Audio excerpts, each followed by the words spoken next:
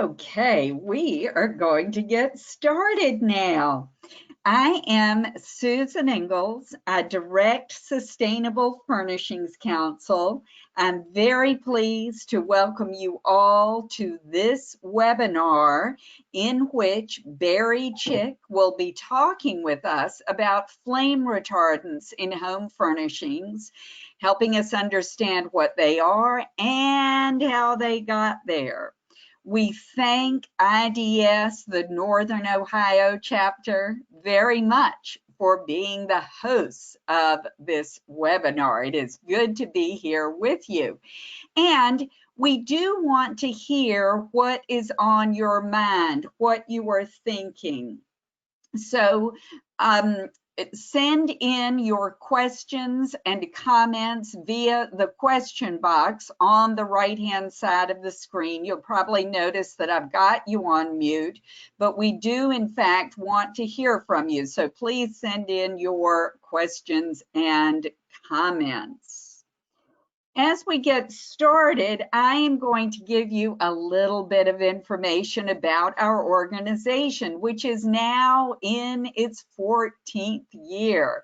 Sustainable Furnishings Council is a coalition of companies, nearly 400 of us, that are involved in the residential furnishings industry in various ways. So manufacturers of products like the mattresses that Naturepedic makes, suppliers of materials that like those that go into these mattresses, stores where these things are sold, and design firms that specify things like healthy mattresses. Also among our members are environmental non-governmental organizations, World Wildlife Fund and Rainforest Alliance, and a co-founder of the U.S. Green Building Council helped get us started and remain active with us today.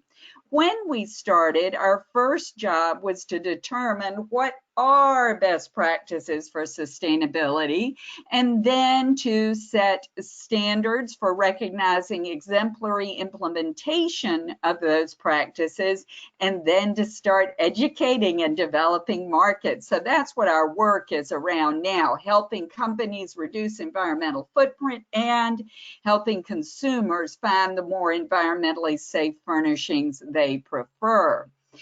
We are an educational organization. Green Leaders is a certificate course that we teach, 6 hours, 6 CEUs, that is very useful information, especially for interior designers. So if you are interested in the kind of thing we're discussing today, I invite you to consider taking Green Leaders and learning more. Oops.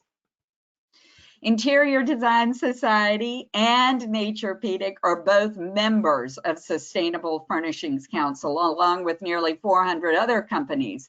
Each of our member companies has made their own public and verifiable commitment to sustainability, to transparency, and to continuous improvement. And when they are implementing sufficient best practices, we recognize manufacturers and retailers as exemplary at the bronze, silver, gold levels. And Naturepedic is one of our few gold exemplary manufacturers. And Naturepedic is also an education partner for our organization. Our very useful website is full of resources that I invite you to make use of. We work initiatives to help companies reduce their environmental footprint, including the Wood Furniture Scorecard, where next month we will be publishing our assessment for this year of retailers. Do they have a policy that ensures they are not inadvertently contributing to deforestation? You will be interested in those results.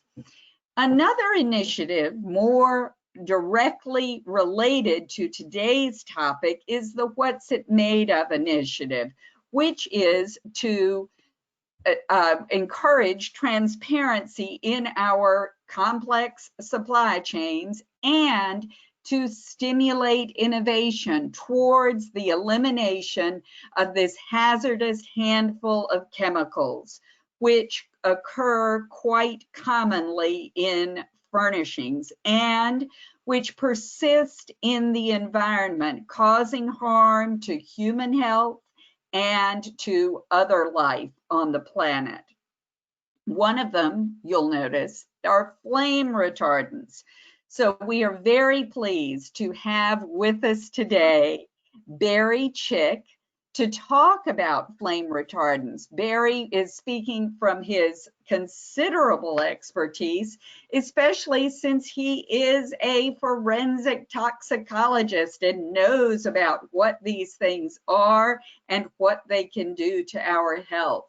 Barry, thank you for being with us. Well, thank you, Susan. Great introduction. Thank you very much. And happy to be working with Sustainable Furnishings Council. It's a pleasure to, I guess I've been a member for a number of years now, and it's one of the great organizations, and I recommend it to everybody.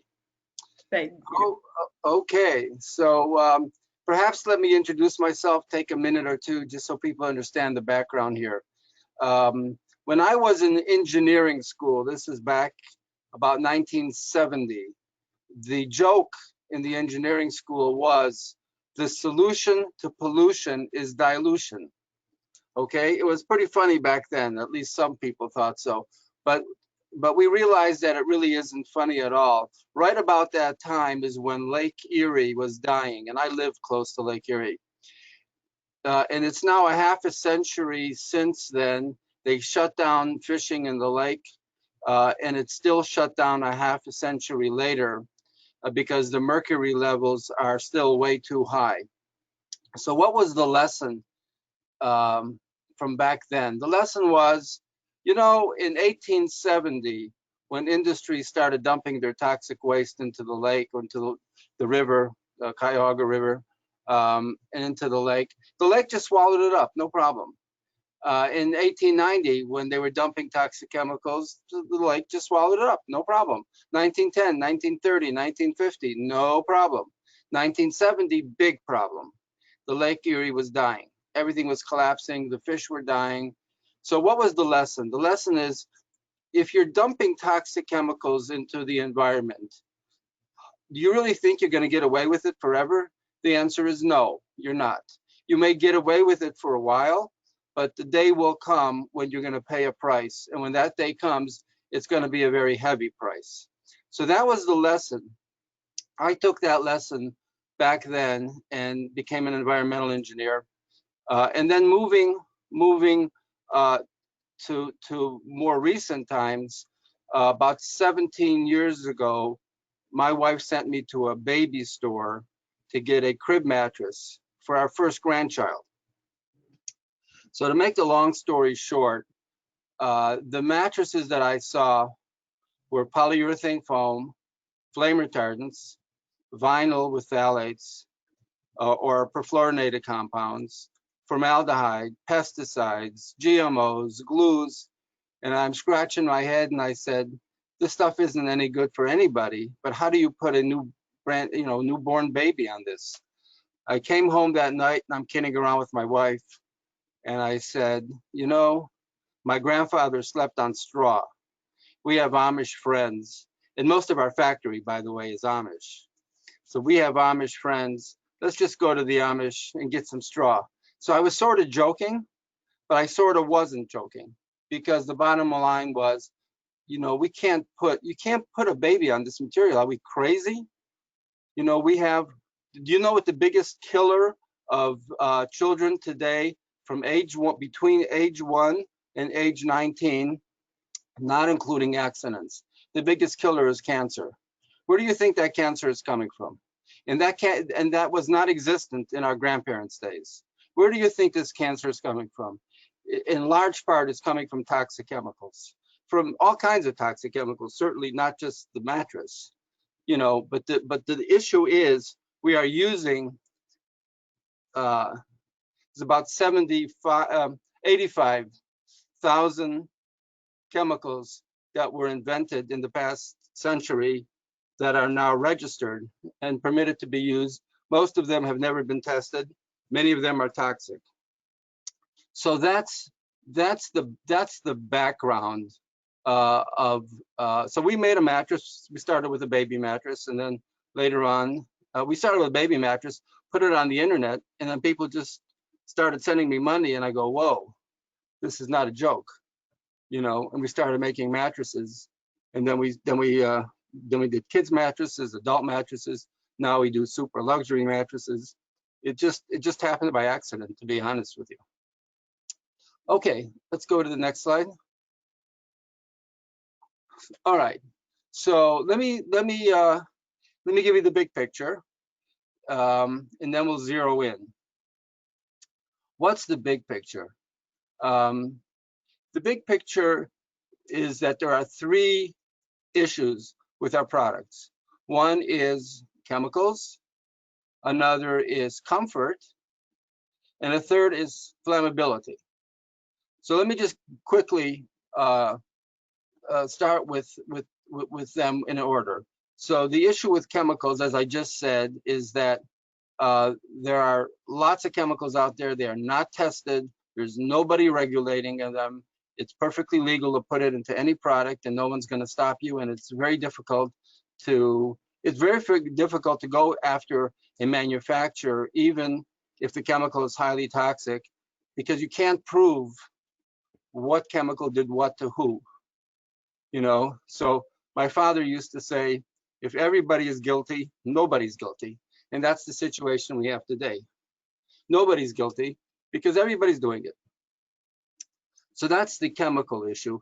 And not only that, but we make several hundred pounds of new chemical, we meaning industry, make several hundred pounds of new chemicals every single year for every man, woman, and child. So, you know, this year, a few hundred pounds were made just for you, and just for your other members of your family and everybody else. And this has been going on year after year after year after year after year, and it will continue. So just like eventually Lake Erie died, it's the same story. Why are children getting cancer? Why are many of us getting sick? Okay, because it's these chemicals year after year after year, and we're getting to a state, and we're getting near that state already. If we're not there already, we're all going to pay a heavy price. Okay, so that's on the big picture. That's the chemical issue. The next issue is the comfort issue. So this one will be a little bit surprising to some of you, but organic materials are more comfortable than regular materials. And if that's hard to believe, let me explain. I'm looking at my shirt. Guess what? My shirt is made of cotton. It's not made from polyester. Okay, why are shirts made from cotton and not polyester? Because cotton breathes. Cotton is more comfortable. Polyester is made from petroleum. Petroleum does not breathe.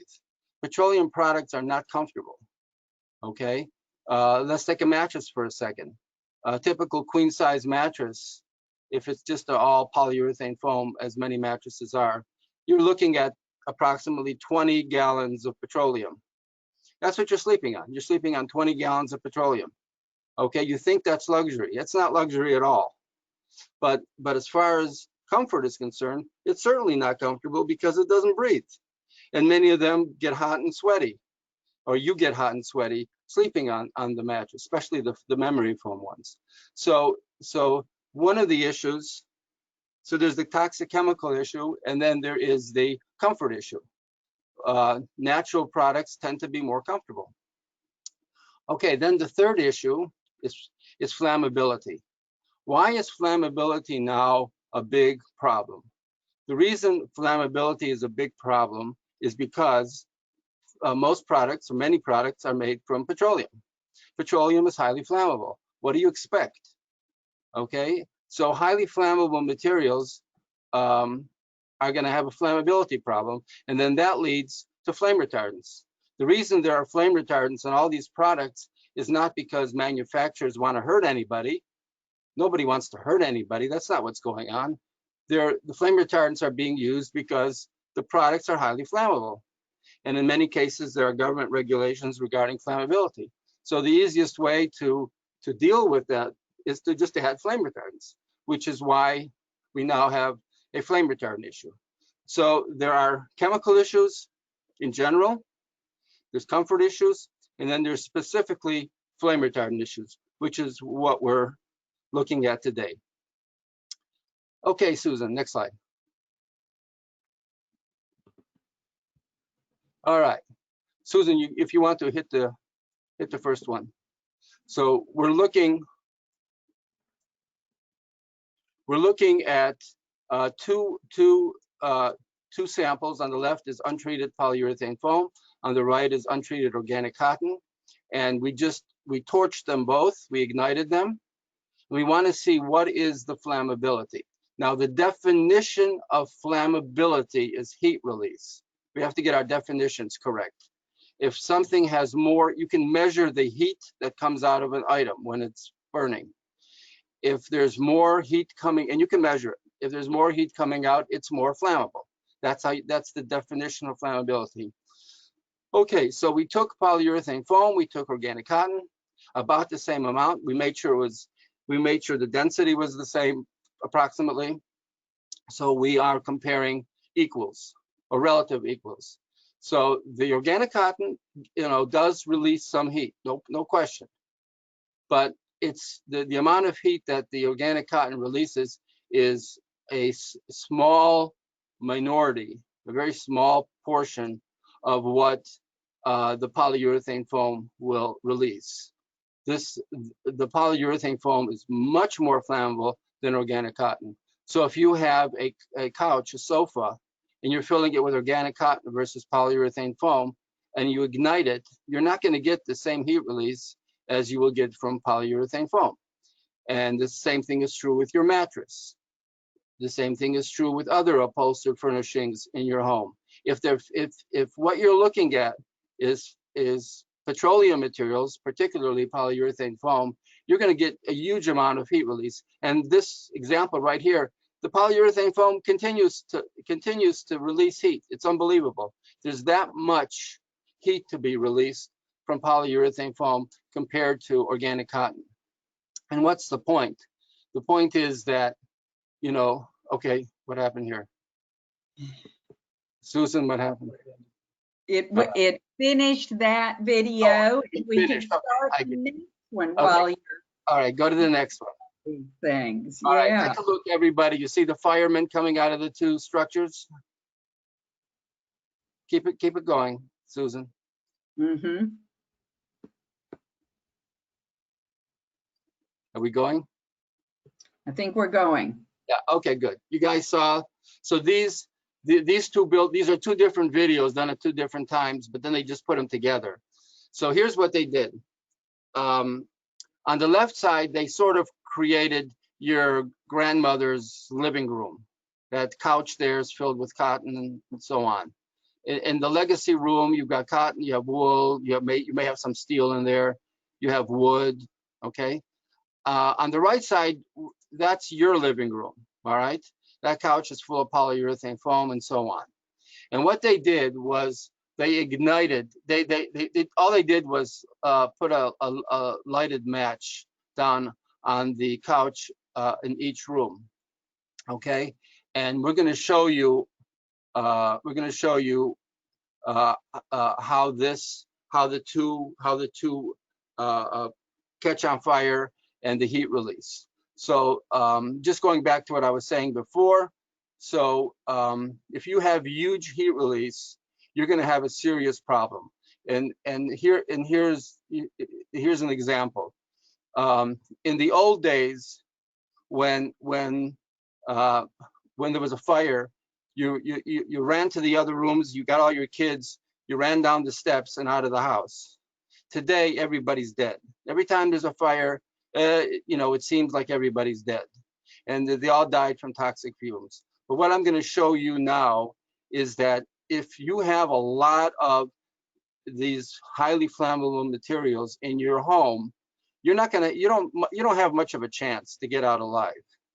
you know, and if it's in the middle of the night and you're sleeping, you know, and something catches on fire, and it takes you a minute or 2 or 3 minutes to just wake up and realize there's a problem, it might be too late. You don't have 3 minutes. You certainly don't have 4 or 5 minutes. Forget that. And you'll see that in a second. All right. Whereas in the old days, if there was a fire, the wood, you know, wood burns. You can put it in your fireplace and it burns, but it only burns so much. Not going to burn your whole house down.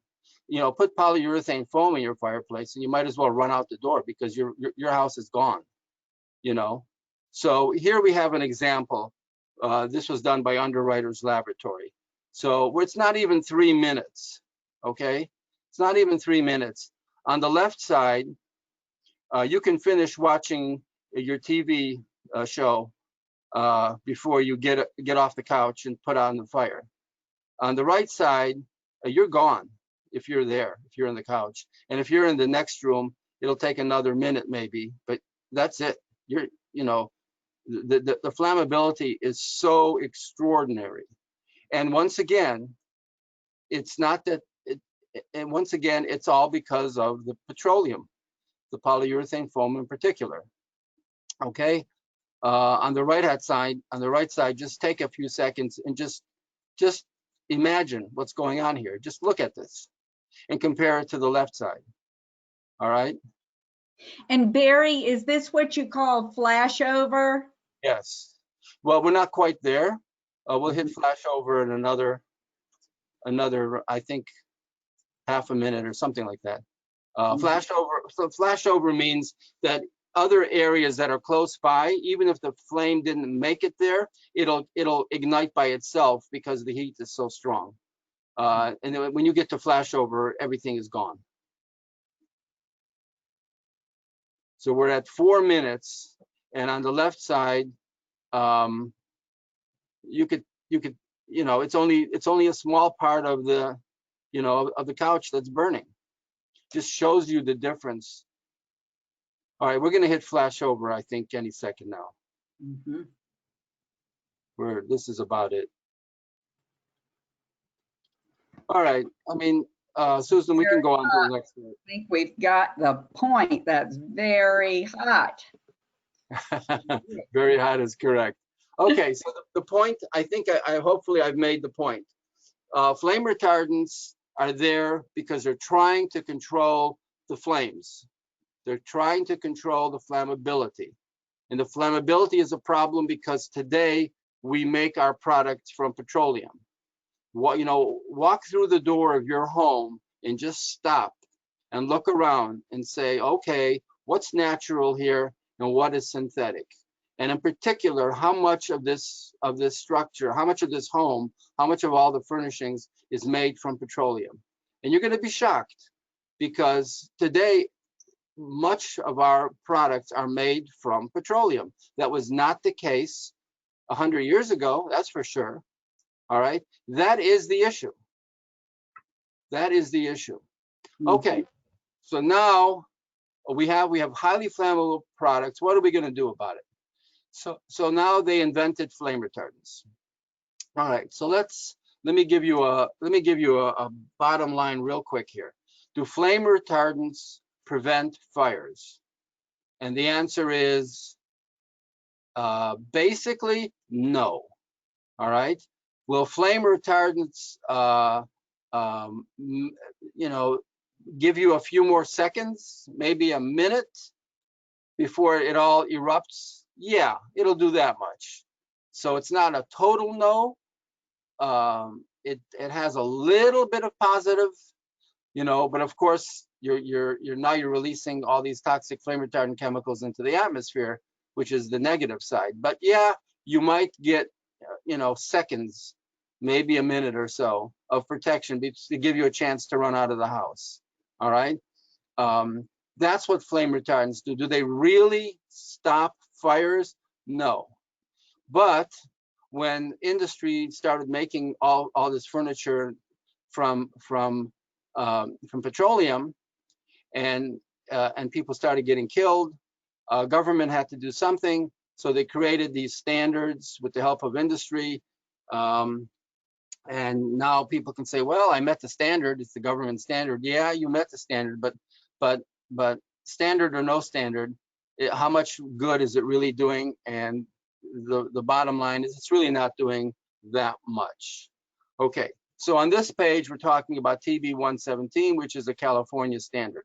So real quickly here, there are standards for mattresses and there are standards for upholstered furnishings. And the two standards, they may be similar, but they're not the same standard. They are different standards. For mattresses, the standards are all government they're all national federal standards. They're not state standards. There used to be a California state standard for mattresses, but that's long gone. For mattresses, there are two flammability standards. They're both federal.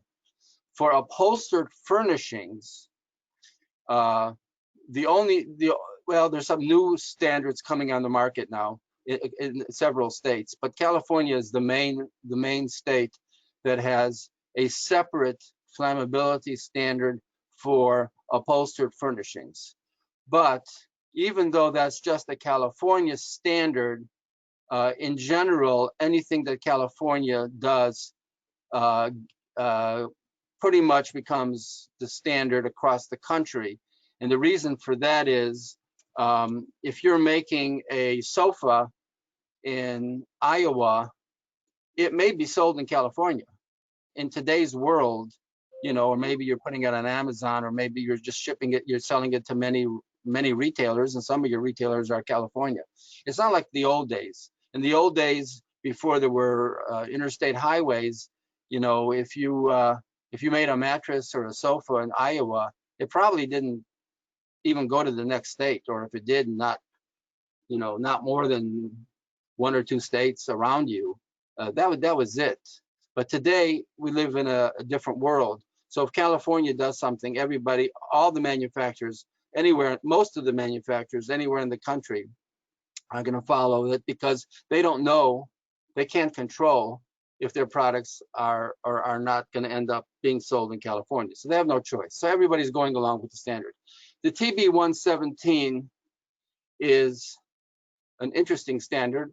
I'll take a minute to discuss it. And Barry, as you're discussing it, you might mention UK standards, because we've had a question asking whether you can address UK standards too. If it comes up as you're going along, perhaps you can mention how things are in Britain. I wish I could, but I'm not that well. Okay. I don't want to say something and find out that I said something wrong. So Okay. I'll politely not answer that one. Good. All right. In California, the TB 117 used to be an open flame standard, which means you torched it and you measured the heat release, which is similar to the mattress 1633, 16 CFR 1633 standard. But of course, a lot of manufacturers were putting in a lot of toxic chemicals for flame retardants, because that was the only way to pass the TB 117 standard.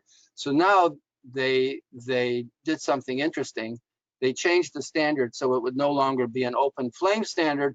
It's now just a cigarette standard. So all you have to do is prevent a lit cigarette,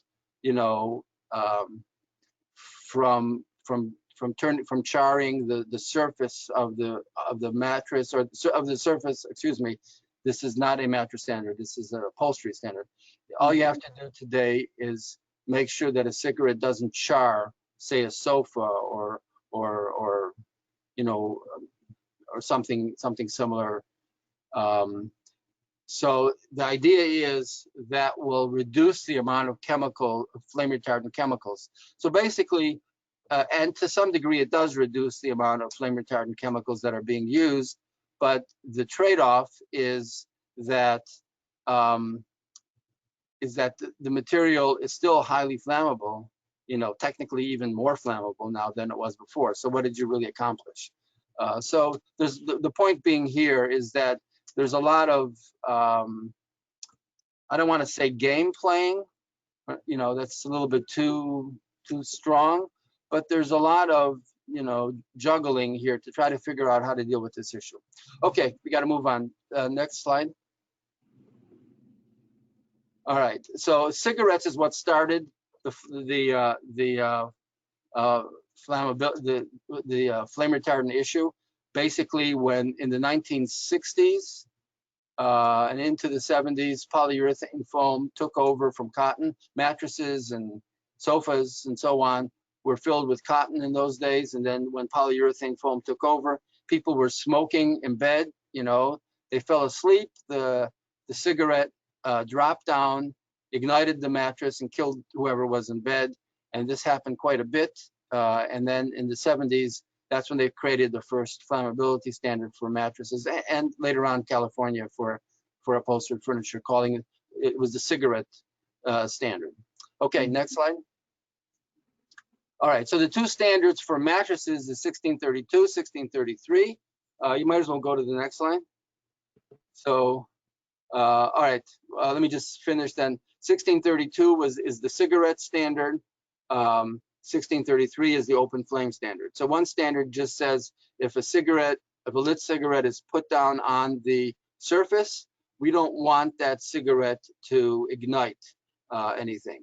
So that's the cigarette standard. We don't want the cigarette to char more than 2 inches is the technical side of it. 1633 is for mattresses open flame. You actually torch the entire mattress and you measure the heat release, and you can only have so much heat release. They measure 2 different ways. One way is the total heat release in the first 10 minutes, and the other way is the overall increase in heat release over a 30-minute period. Okay, here this page is TB 117, which I just got finished explaining. So California changed from an open flame to a smolder in order to reduce the amount of chemicals being used. I think that there is a reduction, but a lot of people are saying the reduction is not all that much because the standard operating procedure still is that polyurethane foam needs to have flame retardants. So a lot of manufacturers are still adding the flame retardants, even if they don't technically have to, because they want to say they met the standard. You know, God forbid you're in court and a kid got killed, and you don't want the other side to say that you know you saved a couple of pennies, you know, and this kid died, and the kid could have been alive, and you got to pay. So you know, the bottom line is the polyurethane foam is still highly flammable, and if you're a manufacturer, you still have to deal with that issue. Okay, next slide. So this is California. There's another thing that they came up with, SB 1019, which is if you don't add flame retardant chemicals, you can add this label on your product. This is not a mattress thing. This is a upholstered furnishings. The problem with this is it says the upholstery materials in this product contain no added flame retardant chemicals. That's not the same thing as saying contain no flame retardant chemicals. Contain no added. So what does that mean? So let's say you're a manufacturer of a sofa, and you're buying you know, different kinds of materials. What if you tell one of your suppliers, hey, can you put some flame retardant chemicals in your item, but don't call it a flame retardant chemical because it's part of your design. You know, if you're making a synthetic product, you can design what you want. I mean, the ingredients can be whatever you want it to be. It's being made in a factory. It's not cotton being grown on a farm.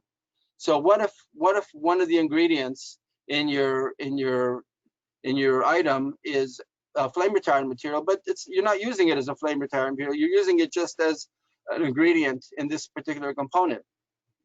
And then it goes to the next step. It goes to the next step. And so the final manufacturer, he didn't add anything.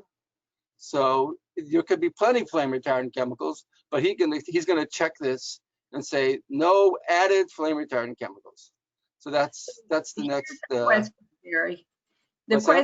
Here's a question, Barry. if we see this law label, which has to be on all furniture, all upholstered furniture in California, if it says contains no added flame retardants, does this mean it could still have flame retardants in the polyurethane foam? There's no clear-cut answer to that. Mm-hmm.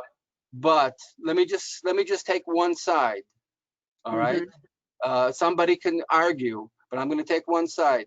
Well, first of all, with the polyurethane foam, there are other issues in California, but let's ignore the other issues. You can take the position that if the final manufacturer, he doesn't know what was put into the polyurethane foam in a different factory. He didn't make the polyurethane foam. All he did was buy it from somebody else. So if the final guy who made the sofa, if he didn't add flame retardant chemicals, it seems to me that he has the right to check this and said, I didn't add any flame retardant. He doesn't know what was done in a previous factory. So it seems to me that yes, it could still contain flame retardant chemicals. But other people are going to say no, but guess what? When they made this law, they pretty much stripped the enforcement side. And there's no penalties pretty much. Last I was aware of what they were doing. So in the end of the day, if there are flame retardant chemicals, they're not going to tell you about it. And the final manufacturer is going to say, I didn't add any flame retardant chemicals. I have the right to say contain no added, because he did not add anything. And he's the one filling this out, not the previous manufacturer. So I hope I answered your question. Yes, thank you. Okay, next. All right, health concerns. Let's keep going. All right, so flame retardants. There are many flame retardants. Let's get something straight here. There are many kinds of flame retardants. Very commonly, there are, brominated kinds of flame retardants. There's lots of those. There's phosphorus containing flame retardants. There's nitrogen-based flame retardants. They're not as widely used, but there's the nitrogen ones are mostly used in flame barriers. Oh, that's another issue, and that is some manufacturers will say, I don't have any flame retardant chemicals. I only use flame barriers. Well, excuse me, what's in the flame barrier? What do you think is in the flame barrier? If it's full of flame retardant chemicals, just the fact that you put it into a barrier, does that mean you don't have flame retardants? Of course you have flame retardants. So, we can play all kinds of games here, but at the end of the day, if your item is made from petroleum, you have a problem. And it's not that you're adding flame retardants because you're trying to hurt anybody. The whole system is based on petroleum today. Products are based on petroleum, and if they're highly flammable, you're going to add flame retardants one way or another in many cases. Okay, health concerns, pretty obvious here, okay? Cancer, whatever. All right, next. And one of our manufacturer listeners, Barry, has clarified about that law label that the manufacturer's responsibility is to work with their supply chain, and if they click that no added flame retardant, they are taking responsibility for saying they know their supplier also didn't. Well, all I can do is say thank you very much. I appreciate that, and I'm not going to argue with the manufacturer, and I hope every single manufacturer does what this manufacturer does, okay? Yeah. And the only thing I'll leave you with is that, okay, but if the product is made with polyurethane foam, for example, and you have to meet a flammability requirement, how exactly are you meeting it then? Are you using wool? That would be great, but you can't just say there are no added flame retardants, and then because that leaves the question as to, okay, wonderful, but how are you meeting the flammability regulation if your product is highly flammable? So there are issues, but I will not argue with this manufacturer. I'm glad that he or she is doing what they just said. Okay, next.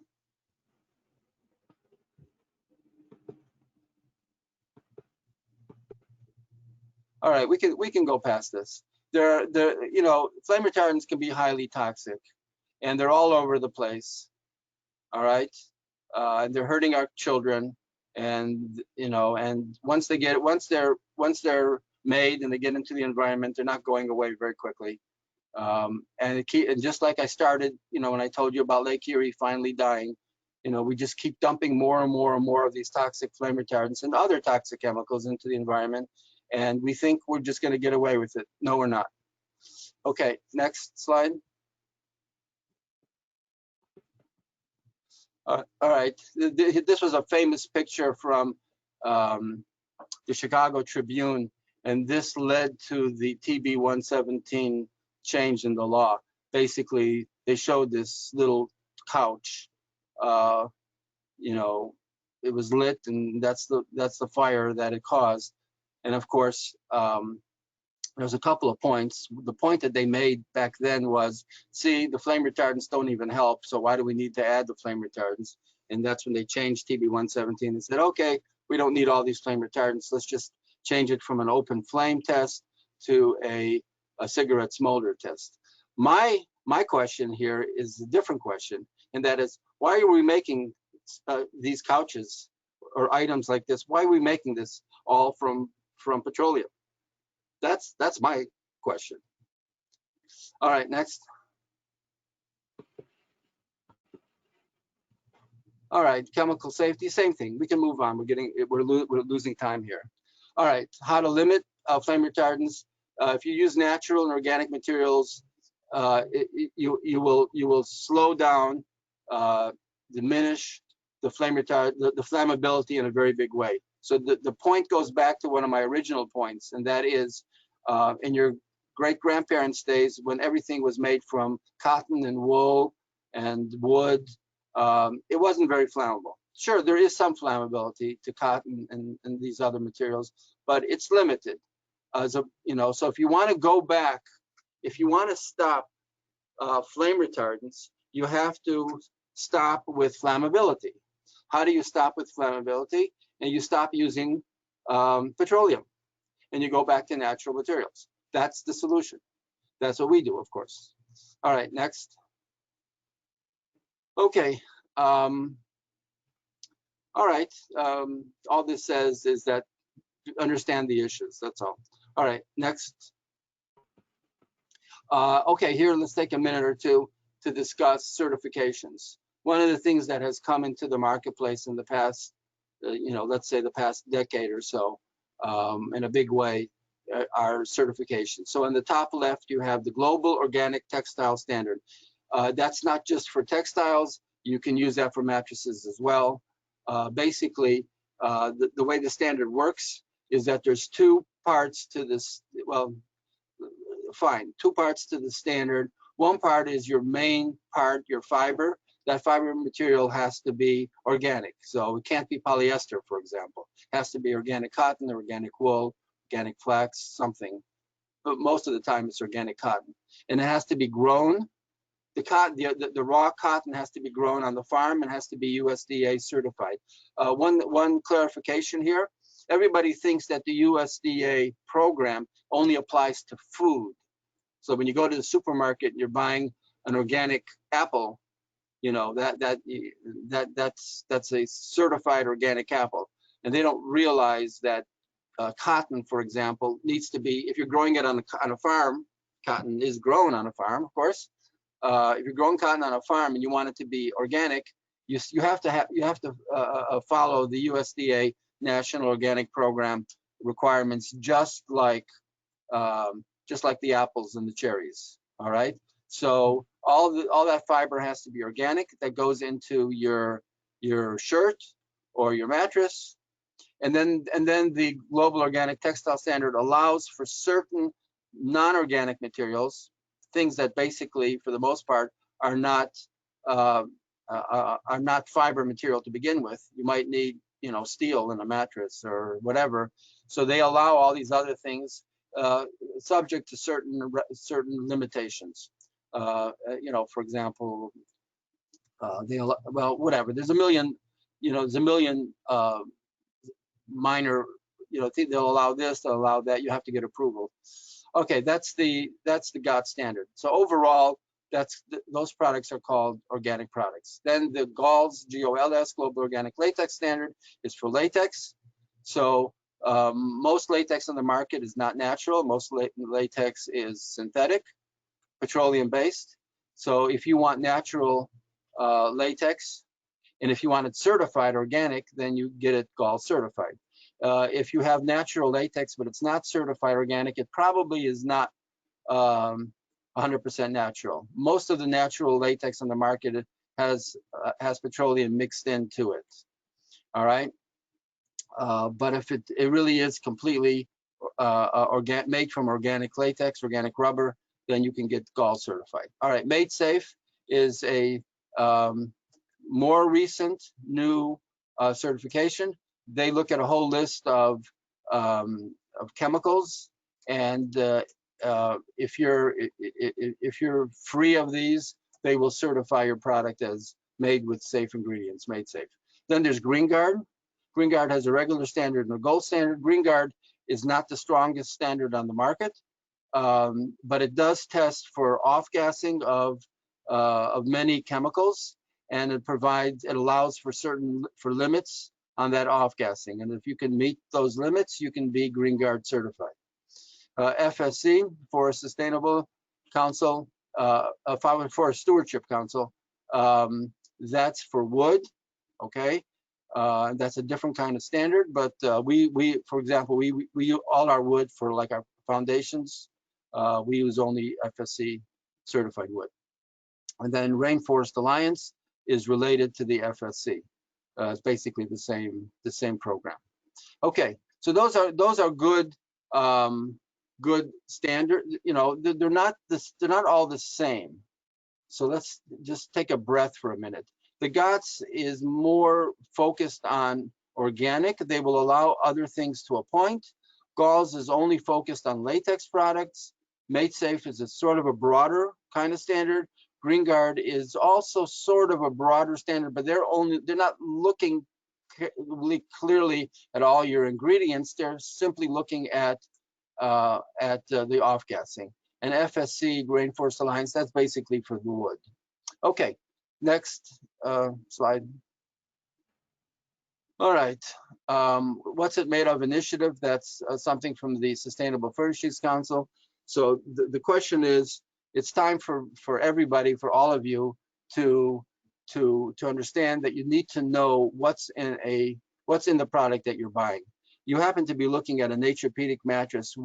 For most of our adult mattresses, we add a zipper. You see, that's what that is, a zipper, and you can flip up the top, and you can see what's inside. We don't hide anything, and if you do it this way, the way we do it, it actually becomes more comfortable as well, because you can design your own firmness. Like, for example, with the latex, we have soft, we have medium, we have firm. With the coils, we have softer, we have firmer. So you can do that. All right, what's it made of initiative? So look at your supply chain for toxic chemicals. Look at flame retardant chemicals, fluorinated antimicrobials, PVC, vinyl, VOCs. So these are all common chemicals that are commonly found in many kinds of home furnishings, and you might want to avoid them. We certainly do. All right, what's it made of? Okay, that's the same thing. All right, this is a pledge to ask. Yep. Yeah. Tell us about your mattress. Right. Okay. What's in a layer?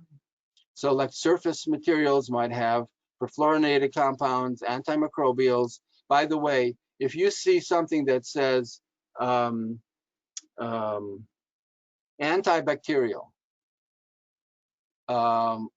you know what that means? It means they added antimicrobials by law. By law, if you make an antibacterial or antimicrobial or whatever, let's say it's an antibacterial claim, a lot of people will pay a little bit more for that. Basically, you had to add pesticides is what you had to do. By definition, you're required by law to add pesticides, but the public doesn't know that part. So you think you're giving your child or yourself a healthier product. But basically, you're getting a whole bunch of pesticides that you might not have had to have otherwise. All vinyl is made with phthalates. Many of them have already been banned. Hopefully the rest will as well. Polyurethane foam, so either chemicals added to the foam or barriers surrounding the foam, but they're all full of flame retardant chemicals. There's no way to pass, certainly for mattresses, there's no way in the world to pass. You don't have a chance unless you add something. All right, multiple layers may use toxic adhesives. That's another issue, sure. Okay, next. All right, safer chemistries, you're using natural latex, organic cotton wool, other natural fibers. You're getting it certified by GOTS.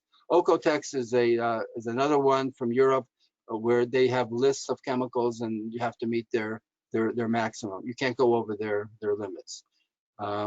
Okay, next. All right, for mattresses, when you design a mattress, you want it to articulate. You want the firmness and the comfort that you want. We certainly allow for customization. That's articulation. Breathability.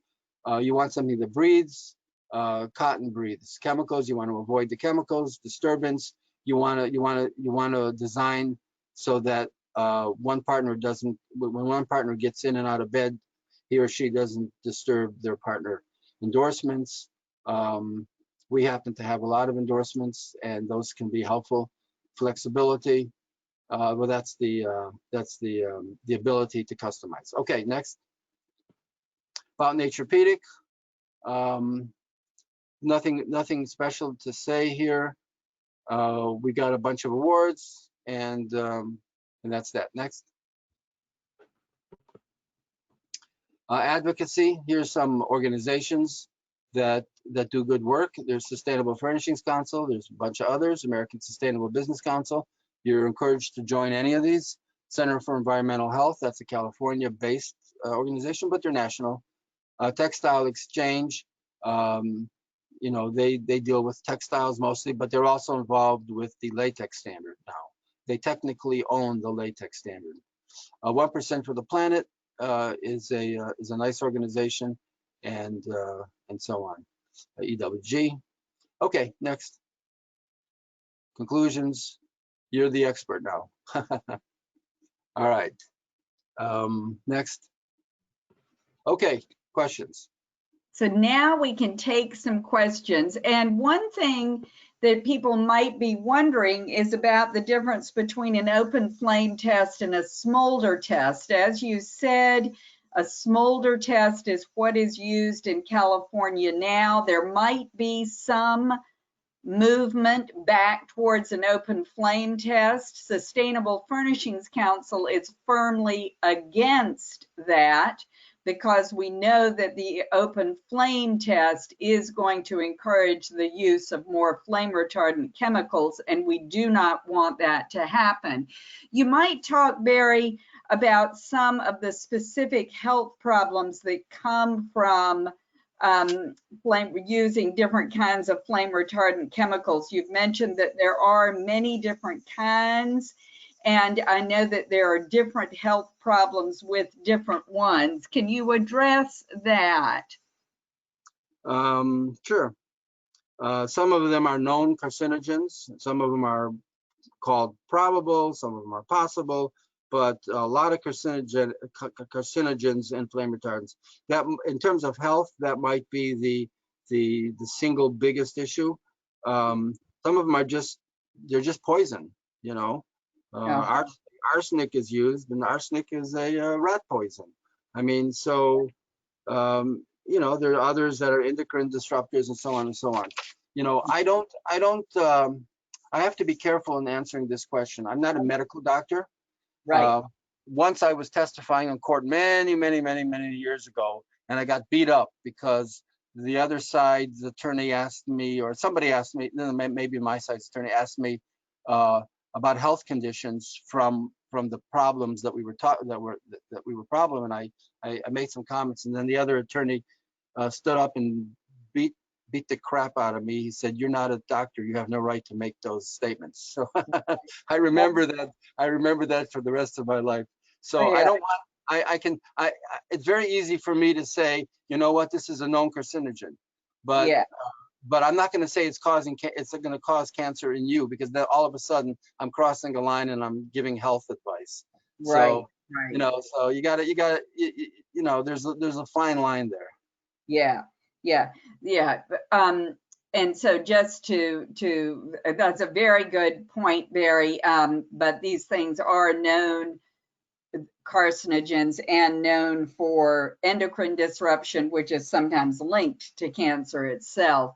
Right. And one of the things our listeners will be interested in is that we at Sustainable Furnishings Council are launching a survey right now. Probably tomorrow you will get an email inviting you to participate, and I hope you will.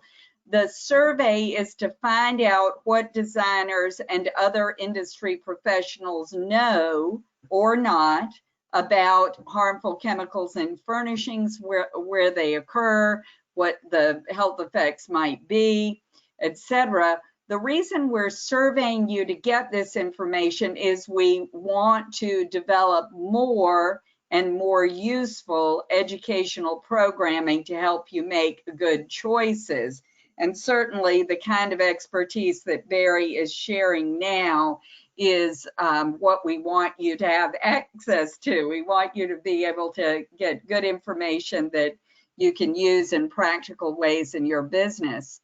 So if you have other questions for Barry or for me, please put them in the chat box and we will be happy to answer them. We've had a question about whether the webinar has been recorded. The answer is yes, and it will be on our YouTube in a couple of days. And I hope you will share it far and wide if you find the information useful. And there's also a question here about the CEUs. This is a CEU, and you do get the continuing education credit if you're a designer. We are going to be reporting your attendance here to IDCEC. Okay. I think maybe that's all the questions we've got this time. If you have questions in future, of course, you can contact Barry through naturepedic.com, and you can contact Sustainable Furnishings Council through sustainablefurnishings.org. So we do hope that you will stay in touch. Barry, I thank you for all the information you have shared and for all that you have done in building your very responsible mattress company. I think that people have learned from this presentation a lot of the questions they should be asking and the answers they should be looking for, and we know that they would get all the right answers at Naturepedic. I also want to thank IDS, the Interior Design Society, the chapter in Northeast Ohio, for hosting this presentation. We are very pleased to have been able to bring it to you. So thank you very much, Barry. Thank you to all our audience. And we hope you will join us again next time. We actually have a presentation related that's on antimicrobials that'll be coming up on September 17th. So watch your email box for the details in that one too. Thank you for having been with us. And thank you as well. Bye now.